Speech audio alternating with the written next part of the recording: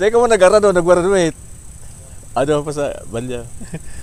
Kumusta untang sa to yung mga kabanwit? Dako ulo no. Apoyo. Yeah. This is Enos Vlog. 15 taon na sa YouTube.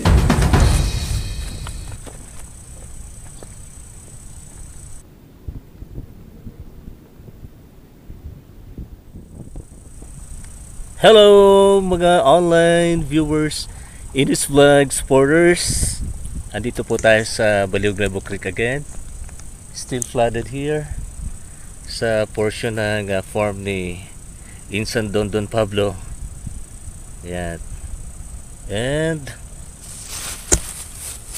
try na naman tayo mag-fishing. Yung mga local fish ang kukuha natin dito. Jumping perch, sito, tilapia baka meron. And of course, ang snakehead or dalag. Yan. Sana naman makaswerte tayo. Yan. Oras natin ay sa lead watch natin ay 3:21. Yan. Kita nyo ba? May orasan na tayo. Yung mga dogs nakikipagsapalaran doon. Ang kukulit doon sa dati nating tambayan dyan sa bahagi ng creek na ginawang fish pond na po. So standby lang, baka maswerte tayo.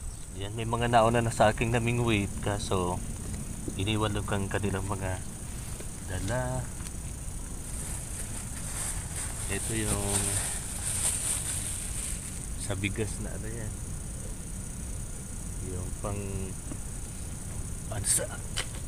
pangsabog sa isda para lumapit din yun. Ipanapana, gaganyanin ko, lalapit yung mga isda dyan. Daming iniwan. Ano ba to? Lagyan na ng ano, budate. So ano tayo try tayo dito. Total ang isda ay lumalangoy naman yan. Kahit naman saan naman sila. Ilagyan ko na ng pangunang pagkain nila. Subukan natin kung meron.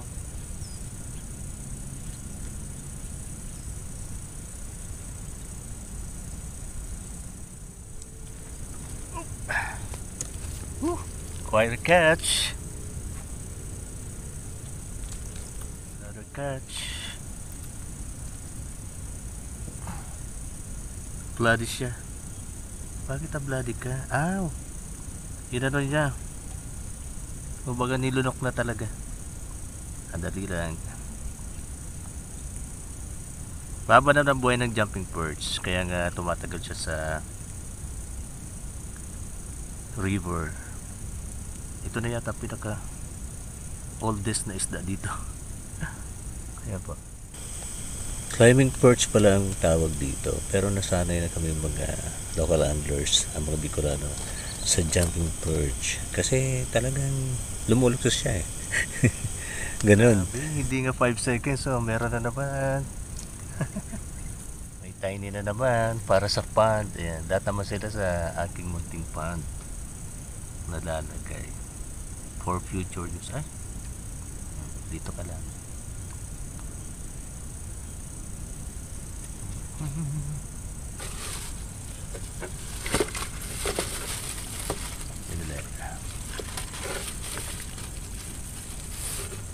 Change tayo ng bait kasi napahaba yung ano ko kanina.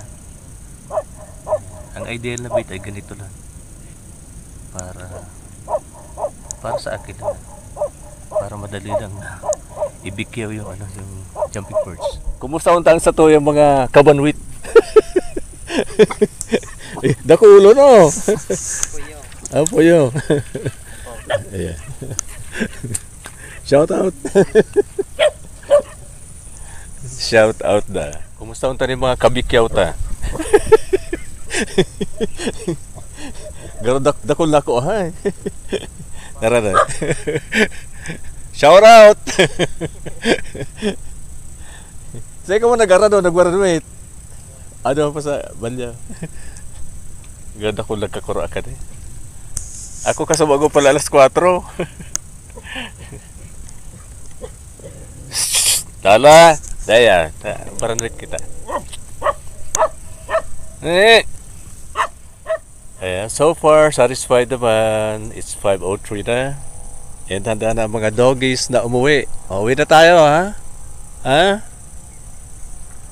So, doon sa mga naka-extra, shoutout sa mga kabataan na ginagawang libangan o kaya palipas oras ang pamimingwit. Ayan. Positive things do have positive results. At yun nga, may mga nahuli sila para sa kanilang pamilya. Ako naman, kahit konti, meron din, hindi nasiruan.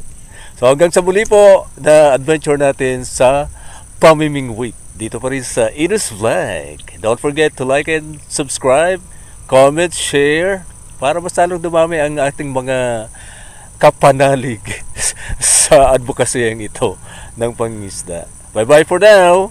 God bless. I'm home at ilagay na po natin dito sa ating munting pond. Yan po. Dito muna kayo. Ayan na. Ayan. Oh, may natirang din. Ayan na sila. Ayan na dyan. Ayan. Makangkong na siya. Hanggang sa muli po.